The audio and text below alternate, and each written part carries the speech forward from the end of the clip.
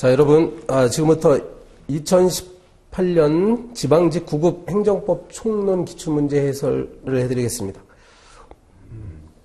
시험이 끝나면 여러분 가장 관심사는 이제 내 점수하고 다른 사람의 점수, 다른 사람도 도대체 얼마나 맞췄을까? 이게 제일 궁금할 텐데, 제가 보기에는 여러분한테 미안한 얘기지만 공부를 잘한 학생은 90점 이상도 나올 수 있는 시험이었습니다. 이제 대체적으로 보면 이번 시험도 역시 까다로운 시험이면 틀림없어요. 작년부터인가요? 2017년 12월 달 시험 문제부터 우리 행정법 총론 과목이 좀 어려워지기 시작했어요. 몇 년 전에 7급 수준이라고 보면 됩니다. 상당히 좀 까다롭고 박스 문제도 이제 여러 개가 나오고 막 케이스도 나오고 그래가지고 상당히 어려운데, 그러나 행정법의 그 본질이 달라지는 건 아니고 내용을 정확하게 잘 공부하면 얼마든지 여기에 적응해서 또 공부하면 고득점이 나올 수도 있습니다. 아주 잘 본 사람이 이번에 90점 이상 나왔을 거라는 말씀이고, 모르겠어요. 통계가 이제 안 나왔기 때문에 아마 7, 80점만 맞아도 70점 이상 맞아도 이번에 잘 본 케이스라고 저는 생각을 해요. 80점 넘으면 상당히 잘 본 그런 점수라고 저는 생각을 합니다. 몇 개의 문제가 좀 까다롭기 때문에 그런데요. 시간 관리를 잘 하셔야 돼요. 시간을 충분히 주어드리면 제대로 공부하시는 분은 다 맞출 수 있는데, 이제 그 실전에서 긴박한 상황에서 여러분 이제 멘탈이 잘 강하지 못하다 보니까는, 그죠? 한번 보고 이제 정답을 못 맞추면 이거 어려운 문제다 이렇게 생각을 해가지고 이제 떨리기 시작하는 거예요. 이제 제가 그 심정을 압니다. 그런 거 대비하기 위해서는 방법이 하나밖에 없어. 그러니까 정확하게 평소에 공부 잘 해두셔야 돼요. 정확하게. 자, 그러면 1번 문제부터 보겠습니다. 자, 신뢰보호 원칙에 대한 설명으로 옳지 않는 것은, 자, 1번 볼까요? 건축허가 신청 후 허가 기준에 관한 관계 법령 및 조례 규정이 신청인에게 불리하게 개정됐을 때, 요거는 많이 다뤘던 지문이죠. 어떤 시점을 기준으로 해서 건축허가를 결정하냐? 신청시냐? 처분시냐? 처분시죠. 그러면 1번이 바로 정답이라는 거 알 수 있고, 이 1번 문제는 그러면은 다 맞췄어야 돼요, 여러분. 그지? 다 맞췄어야 돼. 자, 지금 제가 하는 건 이제 B형으로 하고 있습니다. B형. 그리고 우리 시험에 언젠가부터는 이게 시험지 유형이 말이죠. 시험지 유형이 있어도 문제 순서는 똑같게 나오더라고요. 예전에는 유형에 따라가지고 문제 순서가 막 바뀌었어요. 근데 지금은 똑같은데 군데 대여섯 문제가 한 문제 안에서 1, 2, 3, 4번의 순서를 바꿨어. 그래서 냅니다. 이번에도 B형과 D형인데 문제 순서는 똑같은 것 같아요. 자, 1번에 신뢰보호 1번은 바로 정확히 여러분 알 수 있죠. 그러면 시간, 이런 경우에는 여러분 체크를 해 놓으시고, 1번이 유력한 정답이니까 그 다음 2번으로 바로 가셔야 돼. 2번 문제로. 아시겠지? 그래가지고 나중에 이제 시간 남으면 다시 와서 정밀하게 다시 검토하는 게 좋습니다. 일단 우리는 이제 해설을 하는 과정이니까 2번 지문 보겠습니다. 행정절차법과 국세기본법에서는 법령 등의 해석 또는 행정청의 관행이 일반적으로 분명히 받아들였을 때와 관련하여 신뢰보호 원칙. 이것도 많이 다뤘던 겁니다. 행정절차법 4조하고 국세기본법 18조에 분명히 있죠. 신뢰보호 원칙과 관련해가지고. 그러니까 상대방한테 불리한 내용으로 소급해가지고 적용할 수는 없다라는 게 분명히 있습니다. 3번. 신뢰보호 원칙에서 요건이 여러 가지가 있는데 그 중에서 그 상대방의 신뢰는 귀책 사유가 있으면 안 되죠. 네, 그러면 이제 보호 가치가 없는 신뢰인데, 귀책 사유가 있는지 유무는 상대방뿐만 아니라 그 위임받은 수임인 등 관계자 모두를 기준으로 판단합니다. 그 사건 알죠? 건축주와 건축사 사건에서 얘기했고. 4번도 아주 쉬운 거잖아요. 그래서 그 총무과 민원팀장은 담당 권한이 없는 사람이야. 이 사람이 현역 입영 대상자가 아닙니다 라고 답변했다고 해서 그것이 공적인 견해 표명이라 할 수 없다. 1번 문제는 아마도 다 맞추셨을 것 같아요. 2번 문제 봅니다. 행정행위의 부관에 대한 설명으로 옳지 않은 것은, 행정행위의 부관은 법령이 직접 행정행위의 조건이나 기한 등을 정한 경우와 구별되어야 합니다. 바로 이름하여 법정 부관을 얘기하는 건데, 광업법 같은 경우에는 광업허가를 받으면 20년간 채석을 할 수 있다. 이렇게 돼 있으면 20년이라는 거는 꼭 기한 같지만 이건 사실은 법에 아예 규정된 거죠. 입법자가 그냥. 그럼 우리가 알고 있는 그 행정행위의 부관이 아니에요. 행정행위의 부관은 행정청이 내리는 거야. 이거는 그래서 맞는 말입니다. 2번. 재량행위에는 법령상의 제한에 근거한 것이 아니라 하더라도 공익상 필요에 의하여 부관을 붙일 수 있습니다. 그러니까 많은 판례에서 이렇게 얘기했죠. 중대한 공익상 필요가 있다고 한다면, 네. 그래서 부관을 붙일 수 있습니다. 이렇게 하세요. 부관이라는 거는 법에 근거가 없어도 되지요. 부관이라는 건 법에 근거가 없어도 돼요. 다만 하나는 있죠. 법률 효과 일부 배제라는 부관은 법에 근거가 꼭 필요합니다. 그것만 빼고는 부관 붙일 수 있어요. 자, 3번은 허가에 붙은 기한이 허가된 사업의 성질상 부당하게 짧은 사건이 있었잖아. 요거 아주 옛날 판례인데 지금도 막 나오네요. 허가 조건에 요거 그죠? 조건이 한 마리 이렇게 들어가야 돼요. 그래서 허가 조건의 존속 기간이었다 이렇게 보는 거죠. 그러니까 이 3번이 정답이지. 틀렸지? 그래서 조건이란 말을 빼버리게 되면 그냥 허가의 존속 기간 이렇게 해버리면은 기한이 돼버립니다. 이 사건은요, 성질상 부당하게 짧은 경우는 그냥 허가 조건을 갱신할 수 있는 기간으로 보자. 따라서 틀렸어요. 허가 자체의 존속 기간은 기한인데 그렇게 보지 않는다는 거예요. 허가 조건의 존속 그대로 틀렸습니다. 그래서 3번이. 4번 부담은 독립화의 한 곳의 대상이 될 수 있죠. 여기까지 이거 잘 알죠. 그 다음에 이건 지금 동그라미 4번은 두 가지 걸 한 문장 안에 집어넣는데 뒷부분이 부담부 행정행위는 부담의 이행 여부를 불문하고 일단 효력이 발생해. 요 점이 정지 조건하고 다른데 정지 조건은 행정행위가 있다 하더라도 효력이 발생하지 않고 있다가 조건이 성취되어야만 효력이 발생하죠. 그것과 달리 부담이라는 건 일단 부담부 행정행위는 그냥 효력이 무조건 발생하는 거야. 나중에 이제 부담을 끝내 이행 안 했을 때 그때 비로소 철회가 될 수는 있죠. 그래서 이 4번도 맞는 말입니다. 그래서 이어지는 말이 있죠. 그래서 이 부담과 조건이 불분명하면 상대방한테 유리한 부담으로 보자는 얘기예요. 자, 3번 문제. 과징금.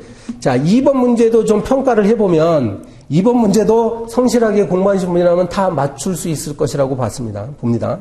자, 3번 문제 볼까요? 과징금에 대한 설명을 오는 것은 과징금은 원칙적으로 행위자의 고의 과실이 있는 경우에 부과하냐. 요거 좀 어려운 질문이에요. 과연 과징금이라는 것이 이건 뭘 말하냐면은 자 과징금은 누구에게 부과될까요? 과연 누구에게 부과될까? 어떤 행위를 고의 또는 과실을 범해가지고 행위를 한 사람에게만 부과될까? 그게 아니라 우리 판례는 법령상 책임이 있는 자가 있다고 한다면 과징금이 부과될 수가 있습니다. 네, 법령상 책임이 있는 자가 있다고 한다면 과징금이 부과될 수 있어요. 따라서 고의 또는 과실이 꼭 있어야 되냐? 그건 아니라는 얘기지. 그치? 그런 문제였고, 여기 이제 아리송이 있을 거야. 1번. 근데 2번은 과징금 부과처분의 기준을 여기저기서 규정하고 있는데, 이거 청소년보호법 시행령이라는 걸 요거를 기억해야죠. 청소년보호법 시행령 사건에서 요때 별표에 나타나는 과징금은 일단 법규명령으로 봤어요. 행정규칙이 아니라. 법규명령으로 봤는데, 다만 정액이 아니라 최고 한도액으로 봤다. 이런 거 잘 나오지. 여기서는 행정규칙이란 말 때문에 틀린 겁니다. 자, 3번. 부가관청이 추후에 부가금 산정 기준이 되는 새로운 자료가 나올 경우 과징금액이 변경될 수도 있다고 유보하면서 과징금을 부과했다면 새로운 자료가 나온 것을 이유로 새로이 부과처분할 수 있을까요? 이것도 생소했을 것 같은데 생각을 해봐. 이 과징금은 아주 그 침해적인 성격이 강한 거죠. 그러면 과징금을 부과할 당시에 모든 자료를 다 검토했어야 돼. 예, 모든 다 검토해가지고 과징금 부과액수를 정확히 매긴 다음에 부과해야지. 이 공무원이 말이지 제대로 조사를 안 해놨다가 선생님, 박 선생님, 나중에 우리가 다시 조사해서 또 추가적인 자료가 나오면 과징금 또 부과할 겁니다. 이런 식으로 하면 안 되죠. 네, 그건 안 되는 거예요. 설사 몰랐다 하더라도 여러분, 이거는 좀 이상하지 않습니까? 네, 부과처분할 수 이런 식으로 하면 안 됩니다. 4번은 자동차 운수사업 면허 조건 등을 위반한 사업자에 대한 과징금 부과처분이 법이 정한 한도액을 초과하여 위법한 경우 법원은 그 처분 전보를 취소해야 되냐. 요건 잘 아실 텐데 아마 이 자동차 운수사업 면허 조건 사건은 또 다르게 받지 않느냐 이렇게 오해할 가능성인데 그게 중요한 게 아니라 여기서는 과징금 사건은 과징금 액수는 재량행위가 원칙이기 때문에 그죠? 적정한 수준의 과징금 액수를 법원이 판단할 수는 없습니다, 일단. 그래서 한도액을 초과하여 위법했다 하더라도 일단 처분 전부를 취소해야 된다는 것이 우리 판례 입장이에요. 초과한 부분만 취소하면 안 된다. 왜냐하면 과징금 얼마를 부과할 것인가는 재량행위이기 때문에. 그래서 4번이 정답입니다. 그럼 아마 3번 문제도 여러분 여유있게 잘 봤으면 설사 1번, 3번이 헷갈렸다 하더라도 4번에 가가지고 맞출 수 있었어야 돼요. 3번 문제도. 자, 4번 문제 봅시다. 정보공개에 관한, 정보공개에 옳지 않은 것. 공개될 경우 부동산 투기로 특정인에게 이익 또는 불이익을 줄 우려가 있다고 인정된 정보는 비공개되어야 된다. 이거 몇 년 전에 한번 출제가 됐던 지문인데, 정보공개법 9조 1항에 8가지 비공개 사유가 있지. 그래서 이게 맨 마지막 8번째 사유잖아요. 이런 게 있었죠? 네, 있습니다. 이거는 분명히 아셨어야 돼. 2번은 정보공개 대상이 되는 정보가 인터넷에 공개되어 인터넷 검색 등을 통하여 쉽게 알 수 있다면 취소를 구할 법률상의 이익이 없습니까? 이거는 아주 쉬운 거죠. 여러분, 인터넷 검색 등에 널리 알 수 있다 하더라도 그 자체가 비공개 사유가 될 수 없기 때문에 만약에 공개가 거부되죠. 그럼 상대방은 법률상 이익을 인정해야 됩니다. 청구합니다. 어제 사실 뉴스를 봤는데 정보공개 청구 사건 관해서 일선에 있는 공무원들, 여러분 나중에 공무원 되시면 이것 때문에 골치가 되게 아프대. 아니 인터넷 검색을 통해서도 뻔히 알 수 있는 걸 가지고 자꾸 검색을 해서 자꾸 청구를 하니까 막 귀찮다는 거지. 근데 할 수 없어. 우리 판례는 분명히 이거는 그 자체만은 비공개 사유가 아니라고 합니다. 분명히 법적으로는. 그 다음에 3번은 불기소 처분 기록 중 피의자 신문 조서 등에 기재된 피의자 등의 인적사항 이외의 진술 내용이 개인의 사생활의 비밀 또는 자유를 침해할 우려가 있다고 한다면 비공개 대상에 해당되겠죠. 여러분 잘 모르지만 개인의 사생활 비밀을 침해할 우려가 있으면 비공개 사유에 해당하잖아요. 앞에 불기소가 뭔지 혹시 모르시는 분이 있을 텐데 이제 수사를 받다가 끝내 검사가 기소를 안 한 경우에요. 그럼 내가 이제 궁금하지. 내가 만약에 불기소 청구 받았어. 근데 도대체 뭐가 문제가 됐냐 한번 궁금해가지고 검찰청에 찾아갔어요. 검찰청에 갔을 때 내가 당사자니까 피의자 신문조서를 보여달라. 그런데 거기에 보면은 누군가 제3자의 개인적인 사생활이 거기에 만약에 기재되어 있다. 그렇게 된다면 그거는 비공개 대상에 해당될 수 있어요. 네, 4번. 이거는 잘 알죠. 공개를 거부한 정보에 공개 대상 부분과 비공개 대상 부분이 혼합되어 있다고 한다면, 그리고 두 번째죠. 그 두 부분을 분리할 수 있다면, 물리적으로 분리가 가능한다면 법원은 청구 취지 변경이 없더라도 공개가 가능한 정보에 관한 부분만의 일부 취소를 명할 수 있다.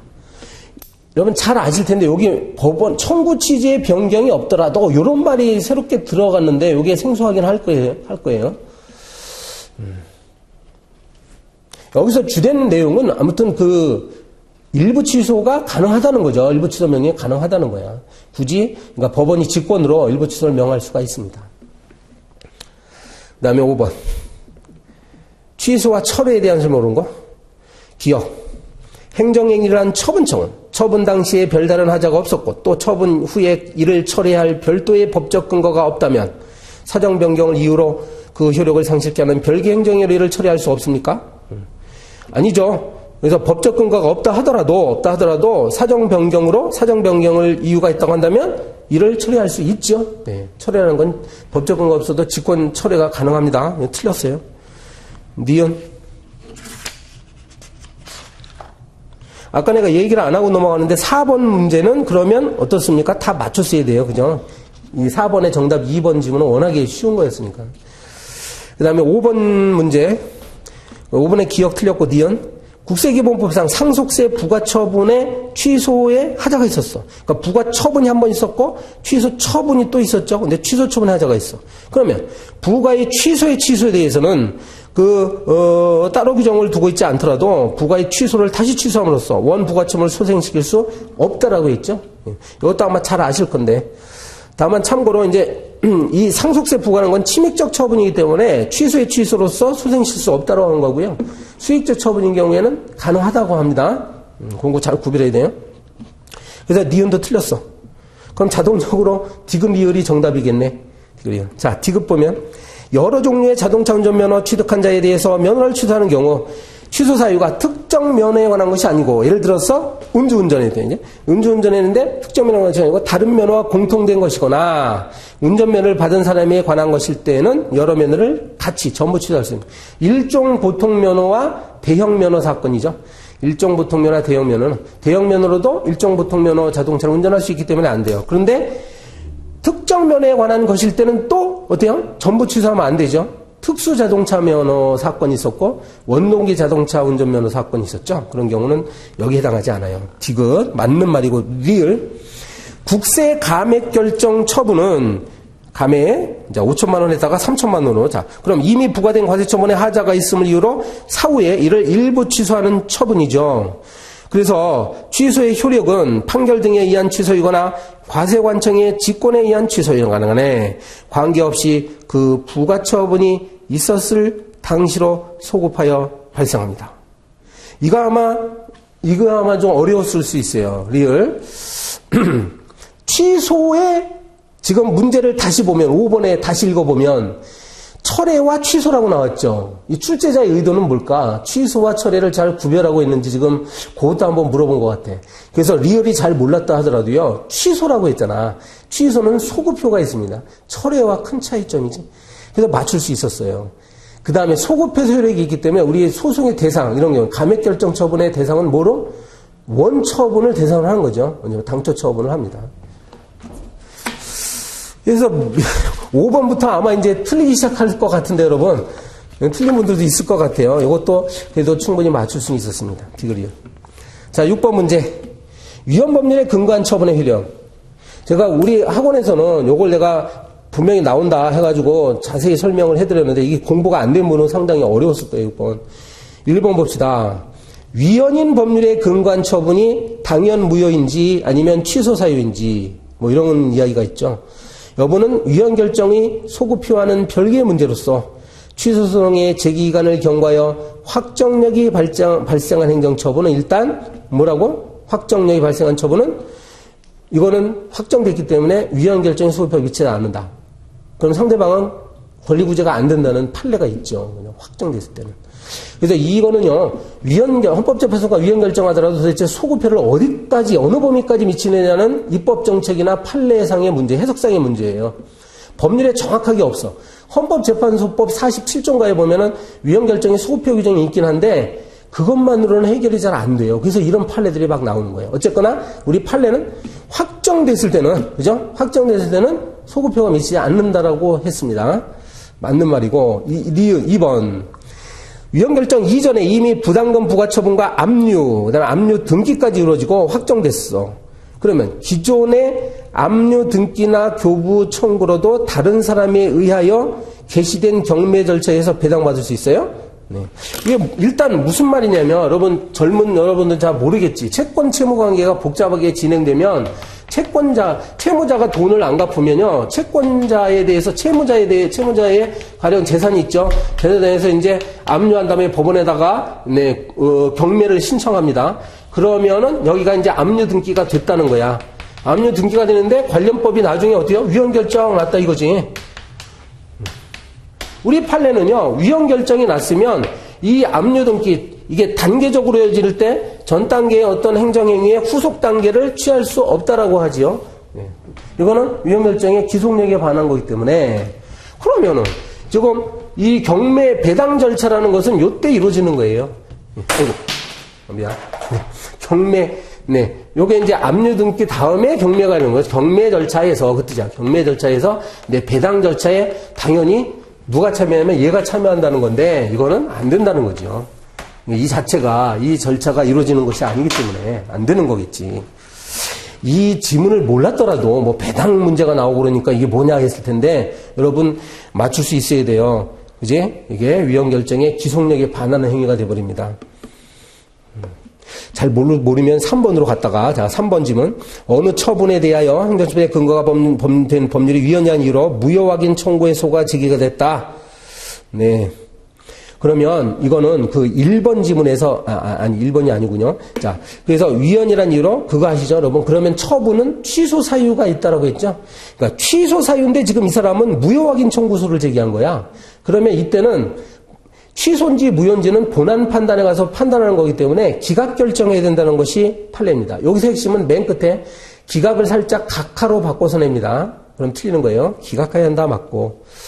그 다음에 행정처분 자체의 효력이 쟁송기간 경과 후에도 존속 중일 때 그 처분이 위헌인 법률에 근거하여 내려졌고 목적 달성을 위해 필요한 후행 행정처분이 아직 이루어지지 않았다면 그 하자가 중대하여 그 구제가 필요한 경우에 대해서는 쟁송 경과 후라도 무효 확인을 구하는 것이 아니라 구할 수 없습니다. 왜 그렇죠? 이것도? 그래서 이것도 마찬가지로 취소 사유에 그치는 거기 때문에 쟁송기간이 경과되면 확정되는 거예요. 확정되기 때문에 뒤에 가서 무효 확인을 구할 수는 없게 되겠죠. 그 뜻입니다. 이 6번 문제가 자주 나오기 때문에 공부 잘 하셨어야 돼요.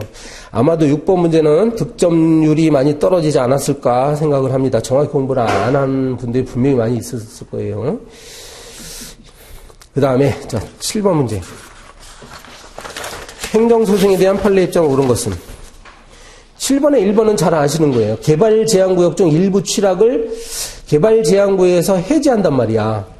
그러면 해제 대상에서 누락된 토지의 소유자가 만약에 소송을 제기해가지고 그 도시관리계획 변경 결정을 취소받는다 하더라도 자기 토지의 소유자가 다시 이 해제 구역에 속하게 되는 게 아니기 때문에 취소를 구할 법률상 이익이 없게 돼버립니다. 원고적격 탈락. 틀렸어요. 2번. 임원에 대한 문책경고 사건이 있죠. 요거는 처분으로 봤어요. 그리고요, 퇴직한 임원이라고 나올 수 있어요. 다른 사건이에요. 퇴직한 임원에 대한 것은 그러한 사실을 알려주는 행위에 불과하다. 사실상 통제 불과하다 해서 또 처분에 해당하지 않는다고 했습니다. 요걸 정확히 구별을 안 했으면 2번은 헷갈렸을 거예요, 분명히. 여러분 2번. 3번. 부가가치세 증액 경정처분의 취소를 구하는 소송에서 납세 의무자는 증액 경정사유만을 다툴 수 있을 뿐이에요. 당초 신고에 관한 과다 신고 사유는 함께 주제와 다툴 수 없을까요? 우리가 상식적으로 이런 경우에 내가 지난번에 신고를 너무 많이 했기 때문에 증액 경정된 거 아닙니까? 라고 하면서 이걸 다툴 수 있어야 되겠죠. 이것도 좀 헷갈렸을까요? 그 다음에 4번 봐요. 주택건설사업 승인 신청 거부 처분에 대한 취소의 확정 판결이 있은 후 재처분을 하였다 하더라도 요건 기속령 이야기네요. 그래서 재처분이 종전 거부 처분에 대한 취소의 확정 판결에 기속력에 반하게 된다면 간접강제 신청에 필요한 요건을 갖춘 것으로 봐야 됩니다. 간접강제라는 게 나왔어요. 간접강제는 기속력을 확보하기 위한 그런 제도죠. 배상명령 떨어지는 건데 여기서 분명히 아예 그냥 출제자가 얘기해줬잖아요. 기속력에 반한다 했잖아요. 재처분을 하게 되면 이건 기속력에 반하지 않는 재처분을 해야지. 기속력에 따른 재처분인데 기속력에 반하는 재처분을 했기 때문에 우리 판례는 이거는 마치 재처분한 것이 아니라고 봅니다. 기속력에 반하는 처분은 진정한 의미의 재처분이 아니야. 따라서 이거는 판결의 내용을 따른 게 아니죠. 그럼 여전히 아무 처분도 안 한 거기 때문에 다시 배상명령이 떨어질 수 있습니다. 간접강제 신청에 필요한 요건을 갖춘 것을 봐야 돼요. 그래서 이게 지금 요거는 맞출 수 있어야 돼요. 워낙에 중요한 판례니까. 그죠? 기속력에 반하는 처분은 그거는 무효라고 했잖아요. 기속력에 반하는 처분은 무효. 무효라는 얘기는 뭐야? 안 했다는 거야. 안 했으니까는 간접강제 명령이 떨어질 수가 있습니다. 6번에 네. 답이 2번인데 4번에 무효하게 구할 수 있는 거 4번에서? 4번 다시 한번 보겠습니다. 6번 4번 문제가 맞는 거였습니까? 네. 존속 중인 경우 존속 중이다. 그러면 존속 중이다. 요거는 이제 그 예외적인 판례였네요. 여러분, 내가 착각했는데 예외적으로 무효 확인은 원래 안 되죠. 안 되는데 예외적으로 그 중대하여 구제가 필요한 경우 이렇게 주어졌네. 맨 끝에 보면 구제가 필요하다 그러면 상대방의 그 법적 안정성보다 상대방의 구체적 타당성에 따른 정의로운 판결이 필요해. 네, 상대방의 권리 구제의 이익이 더 큰 경우에는 이렇게 단서 조항을 다른 거예요. 그러니까 예외적으로, 그지? 내가 상대방의 권리 구제의 이익이 더 크다. 그렇게 되면은, 예, 무효 확인을 구할 수 있다. 네, 이렇게도 봅니다.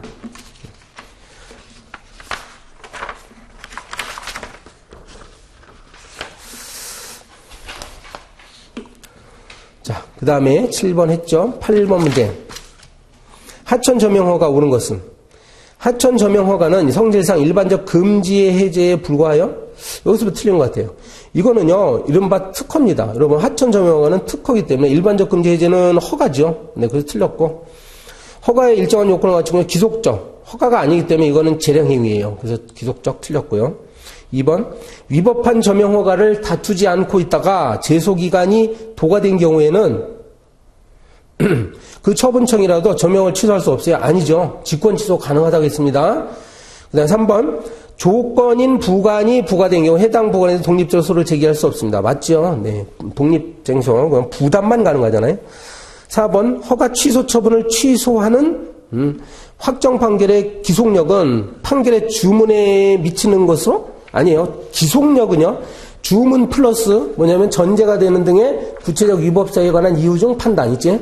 네, 이 주문 플러스 이유에 관한 판단까지 다 미친다. 요게 기판력하고 달라요. 기판력은 주문에만 미치는데. 요건 8번은 다 맞췄어야 돼요. 만약에 3번이 아주 쉬운 지문이었기 때문에. 자, 9번. 행정행위 하자에 관한 판례 입장을 옳지 않은 거. 1번. 친일 반민족 행위자로 결정한 최종 발표와 그에 따라 유가족에 대하여 한 독립유공자에 관한 법률 적용 배제자 결정은 별개의 법률 효과를 목적으로 하는 처분이다. 네. 그래서 최종 발표는 이제 이 사람은 친일 반민족 행위자다. 이걸 발표하는 거고, 그 다음에 그 적용 배제자는 유가족들에 대해서 하는 거잖아요. 유가족들이 받았던 어떤 그 혜택들을 박탈하는 그런 행위니까 법률 효과, 별개의 법률 효과를 목적으로 하는 거지. 다음에 2번. 무권한의 행위는 원칙적으로 무효라고 할 것이므로, 그쵸? 여기까지 맞아. 무효예요, 무효. 왜냐면 주체상의 하자이기 때문에. 그런데 5급 이상의 국가정보원 직원에 대해서 임명권자인 대통령이 아닌 국가정보원장에 향한 의원 면직 처분은 취소 사유에 그친다라고 했습니다. 이거는 뭐 자주 출제가 됐던 거니까 맞췄어야 돼요. 9번에 2번. 취소 사유. 그 다음에 국가 예우 지원에 관한 법률에 따른 여러 개의 상이 다쳤다는 거예요. 상의는. 여러 어떤 상처를 입었다는 거지. 대한 국가유공자 요건비 해당 처분에 대한, 비해당 처분에 대한 취소 소송에서 그중 일부 상의만이, 네, 국가유공자 요건이 인정되는 상의에 해당하는 경우, 그 요건이 인정되는 상의에 관한 부분을 취소해야 되겠죠? 왜냐하면 요거는 일부 취소가 가능하다는 판례야. 여러 가지 중에 하나만 인정된다고 하면 그 부분에 대한 비해당 처분은 취소돼야 하는 거지. 4번. 위법하게 구성된 폐기물 처리 시설 입지 선정위원회가 의결을 한 경우, 우리 이 공부하신 분도 알죠? 그러니까 주민들이 추천한 전문가가 참여하지 않은 그 사건이잖아. 그렇다자바 이루어진 요거 무효냐 취소냐가 문제되는데 무효 사유로 봤습니다. 무효 사유다. 중대하고 명백한. 그래서 9번도 맞췄어야 되고요. 10번. 손해배상과 관련된 사례 옳은 것은, 자, 갑은 자동차로 좌로 구분 내리막 편도 1차로를 달리던 중 커브길에서 앞선 차량을 무리하게 추월하기 위하여 중앙선을 침범하여 반대편 도로를 벗어나 도로 옆 계곡으로 떨어져 중상해를 입었다. 저도 제 고향 자동차 끌고 가다 보면 이런 코너가 굉장히 많은데 조심해서 운전해야 돼. 그러면 국가는, 도로관리청은 이런 경우까지 다 대비해가지고 완전하게 울타리를 완전히 그냥 만들어야 되느냐. 우리 판례 일반적 경향은 그죠. 뭐냐면 완전 무결한 상태의 고도의 안정성까지 확보할 필요가 없다. 네. 그렇다 해서 그 자체가 위법하다라고 보지 않죠. 나도 마찬가지야. 겨울철 눈이 내린 직후에 상단 지역의 국도를 달릴 때 언제 빙판길이 생길지 몰라요. 그럼 이러한 경우에도 안전한 장치를 완전 무결하게 하지 않았다고 그래가지고 그 자체가 영조문에 하자가 있다라고 보기에는 어렵다라는 것이 판례죠. 1번. 가와 나 사례에서 국가가 가불에게 손해배상 책임을 부담할 것인지 여부는 위 도로들이 모든 가능한 경우를 예상하여 고도의 안전성을 갖추었는지 여부에 따라 결정될 것이다.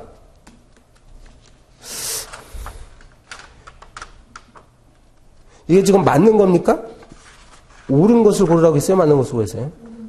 옳은 것 고르라고 했어요? 정답이 몇 번으로 되어 있어요? 그럼 정답이 이게 아닌 것 같은데. 고도의 안전성을 갖추는 여부에 따라 결정되지 않죠. 네. 그 다음에 2번 봅시다. 2번. 가 사례에서 만약 반대편 갓길에 차량용 방어 울타리가 설치되었다면 갑이 상의를 입지 않았거나 경미한 상의를 입었을 것이므로 방어 울타리 미설치만으로도 손해배상을 받기 충분한 요건을 갖췄다고 볼 수 없죠. 이거는 아니고. 3번. 나 사례에서 을은 산악지역의 특성상 빙판길 위험경고나 위험표지판이 설치되었다면 주의를 기울여 운행하여 상해를 입지 않았을 것이므로 미설치만으로도 묻기에 충분하지 않습니다. 이것도 마찬가지로 틀린 말이라고요. 그 다음에 4번. 가나 사례에서 만약 도로의 관리상 하자가 인정된다면 비록 그 사고의 원인에 제3자인가 개입되었더라도 각과 을은 국가에 대해 손해배상을 물을 수 있다. 이게 맞죠? 네. 뭐 아주 쉬운 건데 다 맞췄으려고 봐요. 요거 지금 해설제 4번으로 고치세요. 해설제 정답 1번으로 되는데 4번으로 고쳐야 되겠습니다. 자, 11번 문제. 11번. 행정소송법상 행정소송에 해당하지 않는 것은 자, 행정대상 사용수의 허가에 따른 사용료를 미납한 경우에 부과된 가상금의 징수. 사용수의 허가 이야기가 나오면요. 사용료 이야기가 나오더라도 행정소송으로 보세요. 사용수의 허가라는 게 특허입니다. 특허상의 사용료 문제는 행정소송으로 다툰다. 그 다음에 2번. 행정 편의를 위하여 사법상의 금전급부 의무의 불이행에 대해서 사법상이라고 돼 있어요. 근데 국세징수법상 체납 처분에 관한 규정을 준용하는 경우에 이거죠.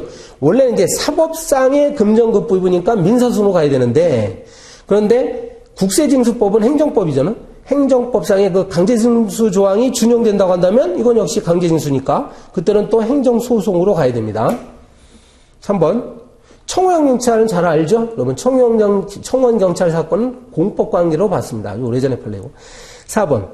개발이익환수법상 개발부담금 부과처분이 취소됐어. 그러면 이미 냈다는 거고 부담금. 그러면 국가가 부당이득을 취한 거죠. 그럼 여기 과오납금 반환 청구라고 나오는데 이게 바로 부당이득 반환 청구 소송이에요. 우리 판례는요. 이러한 경우에 민사소송으로 봅니다. 부당이득 반환 청구 소송은 민사소송으로 봅니다. 근데 한 판례 조심하라고 했어요.